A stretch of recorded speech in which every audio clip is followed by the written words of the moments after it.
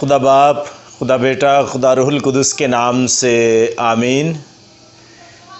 خداوند میں میرے عزیزو، ہم انسانوں کی زندگی میں بہت سی مشکلات اور آزمائشیں آتی رہتی ہیں اور ہم ان کے بارے میں سوچتے ہیں اور ان کا حل بھی ڈھونڈنے کی کوشش کرتے ہیں، لیکن ایک جو مشکل ہماری زندگی میں سب سے بڑھ کر ہے وہ ہے ہمارے اندر کا خوف، ڈر، گھبراہٹ، پریشانی، تو جس کی وجہ سے ہماری زندگی ہمیشہ ان بیلنس رہتی ہے اور ہم شاید اپنی پرفارمنس اچھے طریقے سے نہیں دے سکتے یا پورا کام ہم نہیں کر سکتے۔ یہ ڈر اور خوف ہم انسانوں کی زندگی کو تباہ و برباد کر دیتے ہیں۔ ڈر اور خوف انسان کی صلاحیتوں کو گھن کی طرح کھا جاتے ہیں۔ ڈر اور خوف ہم انسانوں کو ہمارے اپنوں سے بعض اوقات دور لے جاتے ہیں۔ ڈر اور خوف کی مختلف اقسام ہیں، جیسے سب سے پہلے ہم یہ سوچتے ہیں کہ ہمارا روزگار کے چھن جانے کا ڈر اور خوف انسان کو ہو سکتا ہے، جس کے ذریعے سے ہم رزق کماتے ہیں اپنے خاندان کے لیے، بیوی بچوں کے لیے یا اپنے والدین کے لیے رزق کما کر گھر میں لاتے ہیں، جس سے ہمارے خاندان کا نظام چلتا ہے، نظم و نسق چلتا ہے اور اس طرح ہماری خاندانی ترقی ہوتی ہے، ہمارے خاندان کی ضروریات زندگی پوری ہوتی ہیں، ہم ایک دوسرے کی خوشیوں کے لیے کام کرتے ہیں۔ اور روزگار کے چھن جانے کا خوف یا ڈر ہے جو انسان کو بعض اوقات لگا رہتا ہے۔ پھر رشتوں کے کھو جانے کا ڈر بھی بعض اوقات انسان کو ہوتا ہے۔ اور بہت سارے ڈر اور خوف میں سے ایک خوف جو سب سے بڑا اور سب سے بڑھ کر ہے، جس پر انسان سب سے زیادہ سوچتا ہے، وہ ہے زندگی کے چھن جانے کا یا زندگی کے چلے جانے کا یا مر جانے کا خوف، کہ کہیں میری زندگی کہیں اچانک ختم نہ ہو جائے۔ تو یہ خوف انسان میں سب سے زیادہ پایا جاتا ہے اور اس کے بارے میں ہم نہ صرف دنیاوی طور پر بہت سے واقعات جان سکتے ہیں، ارد گرد سے تجربات کو ہم جان سکتے ہیں، دوسروں کے تجربات سے سیکھ سکتے ہیں، ہماری زندگی میں بھی بعض اوقات ایسے تجربات آتے ہیں جو ہمیں یہ سکھاتے ہیں کہ انسان مرنے سے ڈرتا ہے، انسان مرنے سے خوف زدہ ہے، وہ اپنے اس جسم کو چھوڑ کر جانا نہیں چاہتا، وہ اپنے جسم کو یا اپنی جان کو مرتے ہوئے نہیں دیکھ سکتا اور اس وجہ سے پھر وہ اسے بچانے کی کوشش کرتا ہے۔ بعض اوقات رونے بھی لگتا ہے کہ میں مر جاؤں گا تو پھر کیا ہوگا، میرا کیا ہوگا۔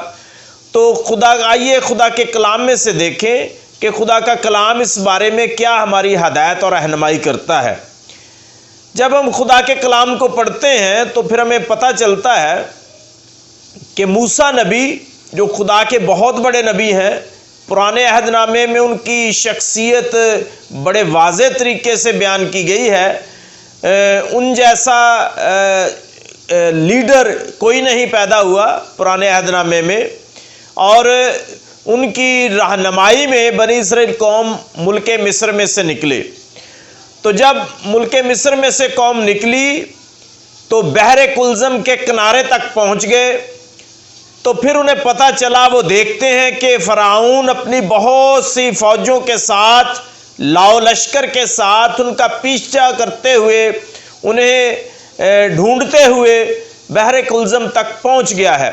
وہ دور سے فرعون کو اور اس کی گاڑیوں کو، اس کے لشکر کو، فوجوں کو، پیادہ فوجوں کو دیکھتے ہیں، گھوڑوں پر سوار فوجوں کو دیکھتے ہیں، پریشان ہو جاتے ہیں۔ اور کلام مقدس میں لکھا ہے اور وہ بشدت ڈر گئے، جس کا مطلب ہے بہت زیادہ خوف زدہ ہو گئے، ڈر گئے، چلا اٹھے اور موسیٰ سے کہتے ہیں کہ کیا تو مصر میں قبریں نہ ہونے کی وجہ سے ہمیں یہاں بیابان میں مارنے کے لیے یا مرنے کے لیے لے آیا ہے؟ کیا مصر میں قبریں ہمارے لیے نہیں تھی کہ تو ہمیں نکال کے یہاں لے آیا ہے؟ کیوں تو نے ایسا کام کیا؟ ہم مصر میں بہت اچھے تھے۔ تو خدا کے بندے موسیٰ نبی نے کہا، خوف نہ کھاؤ، کھڑے رہو، اور خدا کی نجات دیکھو۔ دوبارہ سے پڑھنا چاہتا ہوں۔ موسیٰ نبی نے فرمایا خوف نہ کھاؤ، کھڑے رہو اور خدا کی نجات دیکھو۔ دیکھو خدا کیا نظارہ تمہیں دکھانا چاہتا ہے۔ تمہیں ڈرنے کی، خوف زدہ ہونے کی ضرورت نہیں ہے۔ تم میں سے کوئی ایک بھی نہیں مرے گا، کیونکہ خدا کا یہ وعدہ ہے کہ خدا اپنے لوگوں کا محافظ ہے، خدا اپنے لوگوں کی جائے پناہ ہے، خدا اپنے لوگوں کا مضبوط قلعہ ہے، خدا اپنے لوگوں کی سپر ہے، جو اپنے لوگوں کو بچا کر فرعون کے شکنجے سے نکال کر، لوہے کے تنور سے نکال کر آزادی دیتا ہے، آزادی دینا چاہتا ہے۔ تو یہ باتیں خدا کے بندے موسیٰ نے بنی اسرائیل سے کہیں، اور پھر آپ جانتے ہیں کہ کیسے خدا انہیں دوسرے کنارے پر لے جاتا ہے۔ وہ پانی جس نے ہزاروں سالوں سے جس کے دو ٹکڑے نہیں ہوئے تھے، ہم سب اس بات کو جانتے اور سمجھتے ہیں کہ سمندر کا پانی کبھی بھی ایک دوسرے سے علیحدہ نہیں ہوتا، بلکہ ہمیشہ ایک دوسرے کے ساتھ ملا رہتا ہے۔ سمندر کا پانی ہمیشہ اپنی سطح برقرار رکھتا ہے، کبھی اونچا نیچا نہیں ہوتا، بلکہ وہ ایک جیسا رہتا ہے۔ لیکن بحر کلزم کے پانی نے اس وقت جب بنی اسرائیل قوم سمندر میں سے گزرے تو پانی دائیں اور بائیں دیوار کی طرح کھڑا ہو گیا، اور اس زمین نے پہلی دفعہ آسمان کو دیکھا اور آسمان نے اس زمین کو پہلی دفعہ دیکھا۔ تو اس طرح ہم دیکھتے ہیں کہ بنی اسرائیل قوم باحفاظت بحر کلزم کے دوسرے کنارے تک پہنچ گئے بغیر کسی ڈر اور خوف کے۔ تھوڑا اور آگے چلیں تو پھر ہمیں یہ پتہ چلتا ہے کہ بنی اسرائیل قوم کے پاس جب کھانے کا ذخیرہ ختم ہو گیا تو پھر رونے لگتے ہیں، اور پھر کہتے ہیں کہ تو ہمیں جنگل میں بیابان میں ہمیں اور اس انبو کو مارنے کے لیے لے آیا ہے کہ ہم بھوک سے مر جائیں۔ ہم مصر میں گوشت کی ہانڈیوں کے پاس بیٹھتے تھے، ہمارے پاس طرح طرح کے انواع و اقسام کے کھانے موجود تھے، غلامی تو تھی لیکن کھانے پینے کی آزادی تھی، اس لیے تو ہمیں مارنے کے لیے لے آیا، بھوک سے مارنے کے لیے لے آیا ہے۔ تو پھر خدا ان کی مدد کرتا ہے اور بتاتا ہے کہ کیسے خدا کا اختیار دنیا میں چلتا ہے، پوری کائنات خدا کے اختیار سے چلتی ہے۔ پھر ہم دیکھتے ہیں پانی کی وجہ سے وہ چلانے اور کڑکڑانے لگے تو خدا انہیں چٹان میں سے پانی دیتا ہے۔ تو مر جانے کا خوف انسان کو ہمیشہ اس کی زندگی میں اسے محسوس ہوتا رہتا ہے۔ کبھی وہ محسوس کرتا ہے کہ میں بھوک سے مر جاؤں گا، کبھی وہ محسوس کرتا ہے کہ پیاس میری جان لے لے گی، کبھی وہ یہ سمجھتا ہے یا اسے احساس ہوتا ہے کہ میرے دشمن جو میرا پیچھا کر رہے ہیں مجھے مار دیں گے اور میری جان مجھ سے چھین لیں گے۔ اور اس خوف کی وجہ سے بعض اوقات وہ چلانے لگتا ہے، بعض اوقات وہ کڑکڑانے لگتا ہے، اور بعض اوقات ایسی باتیں کرتا ہے کہ جو خدا کے بھی خلاف محسوس ہوتی ہیں۔ ہم حزقیہ بادشاہ کے بارے میں پڑھتے ہیں کہ حزقیہ بادشاہ کو جب بیماری لگ گئی تو خدا اسے پیغام بھیجتا ہے کہ تو مرنے والا ہے، وصیت کر دے۔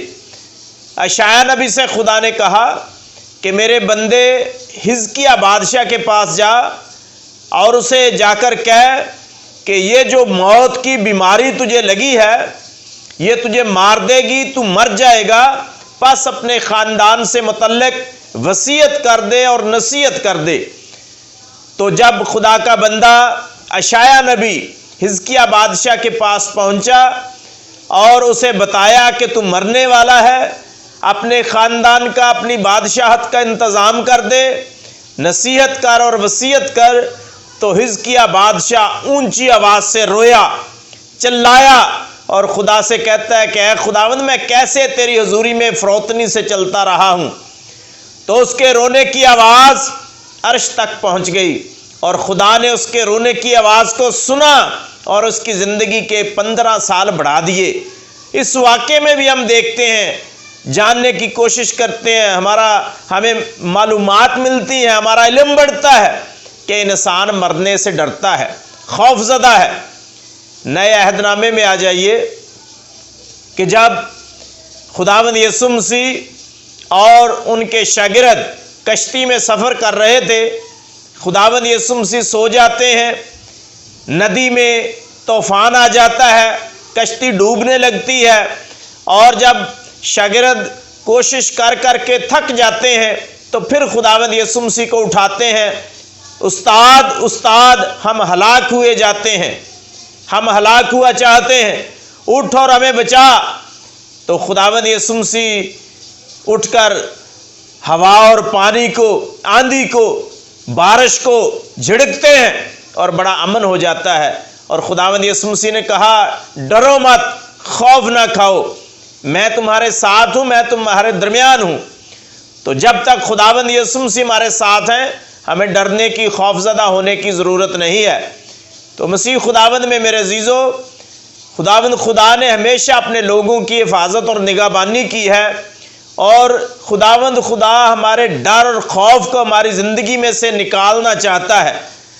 अगर हम बाप इब्राहिम की ज़िंदगी का मुतालिया करें तो जब बाप इब्राहिम अपने भतीजे लूत को छुड़वाने के बाद वापस आए, और बादशाह जिसकी चीज़ों और जानवरों को और माल को उन्होंने छुड़वाया था, वो बादशाह इब्राहिम से कहता है कि इस माल में से तू भी अपना हिस्सा ले ले। तो बाप इब्राहिम ने हिस्सा नहीं लिया, तो खुदा उस पर रोया में ज़ाहिर हुआ और खुदा ने कहा, ए इब्राहिम मत डर, ए इब्राहिम ना डर, मैं तेरी सिपर और तेरा अजरे अजीम हूँ। यानी मैं तुझे बचाने वाला हूँ, तुझे फतह दिलाने वाला हूँ। दुनिया की चीज़ें तेरा अजर नहीं है, मैं तेरा अजरे अजीम हूँ, मैं तुझे अजर देने वाला हूँ, मैं तेरा साथ देने वाला हूँ। फिर हम बुजुर्ग इसहाक की ज़िंदगी के बारे में गौर व खौज करें। उसके साथ बादशाह ने लड़ाई की, उसके कुओं पर कब्ज़ा कर लिया, उसके चरवाहों के साथ लड़ाई झगड़ा किया, अपने इलाके में से उसे खारिज कर दिया। खुदा उस पर भी ज़ाहिर हुआ और खुदा ने कहा, मत डर, मैं तेरे साथ हूँ, मैं तुझे कभी नहीं छोड़ूंगा। और फिर हम बुजुर्ग यकूब की ज़िंदगी के बारे में भी पढ़ते हैं। खुदा उससे भी कहता है, ना डर, मैं तेरे साथ हूँ।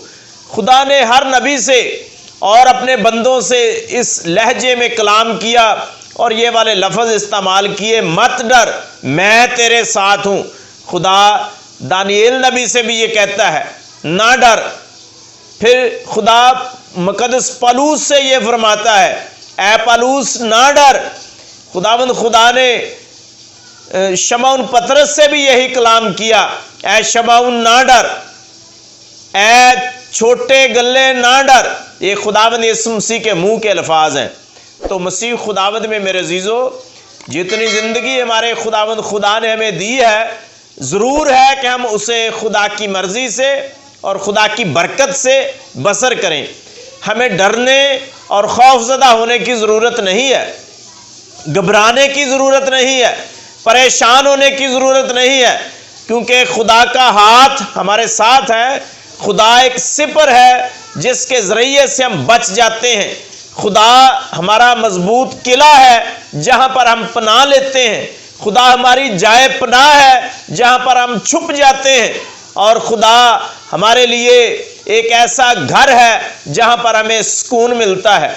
अगर हमारा ईमान खुदा पे मजबूत है, खुदा पर हमारा ईमान और तवक्कुल मजबूत है, तो फिर हमारी ज़िंदगी खुदा के हाथों में है। इंसान को खौफज़दा होने की ज़रूरत नहीं है। कहते हैं कि मारने वाले से बचाने वाले की ताकत ज़्यादा होती है। इसलिए हमारा ये ईमान है कि जो ज़िंदगी खुदा ने हमें दी है, इसे डर और खौफ के साथ मत गुजारिए, बल्कि हौसले के साथ और मजबूत इरादे के साथ और मजबूत ईमान के साथ गुजारने की कोशिश करें। दुनिया की कोई भी बीमारी हमारा कुछ नहीं बिगाड़ सकती, और दुनिया का कोई भी ऐसी ताकत और कोई भी ऐसा ज़रिया और वसीला खुद नहीं है जो हमारी ज़िंदगी हमसे छीन ले। बल्कि जब हमारा वक्त पूरा हो जाएगा तो तभी हम इस दुनिया में से खारिज होंगे, तभी हम इस दुनिया में से जाएंगे। अलीशा नबी के मुतल्लिक और हिजकिया बादशाह के बारे में ये लिखा है कि उसे मौत के मर्ज का फोड़ा हुआ या मौत का मर्ज हुआ, यानी ऐसा मर्ज जो इंसान को मार देता है। جب تک یہ مرض نہ لگے انسان اس دنیا پر رہے گا۔ بیماریاں ہماری زندگی میں آتی رہتی ہیں اور ہم ان بیماریوں سے شفا یاب بھی ہوتے رہتے ہیں، تندرست بھی ہوتے رہتے ہیں، لیکن جب موت کی بیماری لگ جائے، کسی انسان کو موت کا مرض گھیر لے، تو پھر وہ انسان بچ نہیں سکتا، کیونکہ اس کا وقت پورا ہو گیا۔ اب یہ والا جو بہانہ ہے یہ پورا ہوگا اور اس کی زندگی اس زمین پر سے ختم ہو جائے گی اور وہ اس دنیا میں سے رخصت ہوگا۔ آئیے اپنی زندگی کو بغیر کسی ڈر اور خوف کے گزاریں اور اس بات پر ایمان رکھیں کہ ہمارا خداوند یسوع مسیح جو ہمارا خالق ہے اور وہی ہمارا مالک بھی ہے، وہی ہمارا محافظ بھی ہے اور وہی ہمارا بچانے والا بھی ہے۔ وہ ہمیں ہر خطرے سے، ہر ڈر سے، ہر خوف سے محفوظ رکھتا ہے۔ وہی ہمیں محفوظ رکھے، ہمیں بچائے اور ہماری زندگی کی حفاظت کرے، مسیح خداوند کے وسیلہ سے آمین۔